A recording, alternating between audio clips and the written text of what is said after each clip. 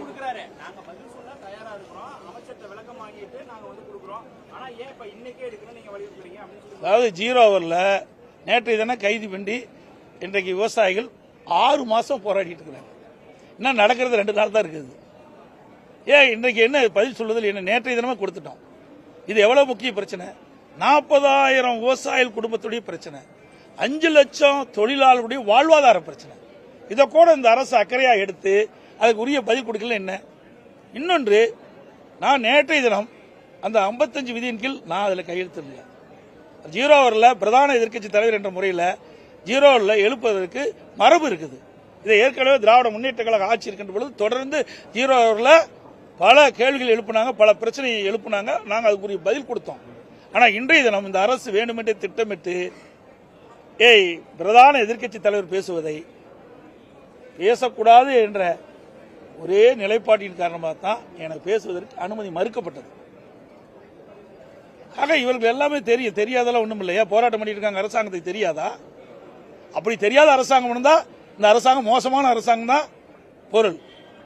ஒரு நாட்டில் நிலவுகின்ற பிரச்சனை 6 மாதமா தொடர்ந்து விவசாயிகள் தங்களுடைய உரிமைக்காக போராடி கொண்டிருக்கிறாங்க, தங்களுடைய பிரச்சனையை முன்வைத்து போராடி கொண்டிருக்கிறாங்க.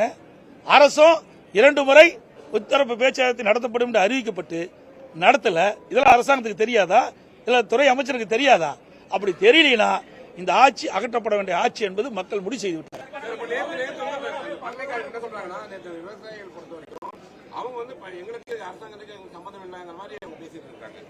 நைட்டோட வர சொல்லிட்டு அத்தனை பேர் காத்திருந்தவங்க வந்து வராம பேஸ் பண்ணி நீங்களும் நிறுவனம் தான் பேசிக்கணும்னு சொல்லியிருக்காங்க. எப்படி கால்நடைத்துறைக்கு சம்பந்தம் இல்லாம போயிருமா? அதைத்தான் நான் கொண்டு வர்றதற்கு நான் முயற்சி செஞ்சேன். ஆனா இந்த அரசாங்கம் விவசாயிகள் பக்கம் இல்ல, அந்த முதலாளி பக்கம் இருப்பதாகத்தான் தோன்றுது. ஏன்னா உண்மையிலேயே இந்த விவசாயிகள் பாதிக்கப்பட்டிருக்கிற நிலை தெரிஞ்சிருந்தா, தொழிலாளர் பாதிக்கப்பட்ட தெரிஞ்சா உடனே இன்றைக்கு எடுத்திருப்பாங்க. நீங்க சொன்ன மாதிரி நிறைய பேர் மகளிர் அவ்வளவு தூரம் வந்துட்டு அதான் புலம்புறாங்க. எங்களை வர சொல்லிட்டு திடீர்னு கேட்டா நீங்க வந்து நிறுவனத்துக்கிட்ட பேசிக்கீங்க. ஏற்கனவே 2 முறை முத்தரப்பு பேச்சுவார்த்தை நடத்தணும்னு அரசாங்கம் அறிவிச்சுட்டு பேக் அடிக்குதுன்னு என்ன அர்த்தம்? பின்வாங்குதுன்னு என்ன அர்த்தம்? இதுல ஏதோ நடக்குதுன்னு தான் அர்த்தம்.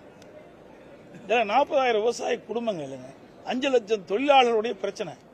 இதுக்கு கூட பிரதான எதிர்க்கட்சி முறையில் அரசுடைய கவனத்துக்கு கொண்டு வருவதற்கு எங்களுக்கு அனுமதி மறுத்தா அவையில் வர வேண்டிய அவசியம் என்ன எங்களுக்கு இருக்குது? அக்கடைய பிரச்சனைக்கு தான் நாங்கள் வர்றோம். ஏங்க இது கவர்மெண்ட் 2 தரப்பு பேசி ஒரு உடன்பாடு எடுக்கணும்.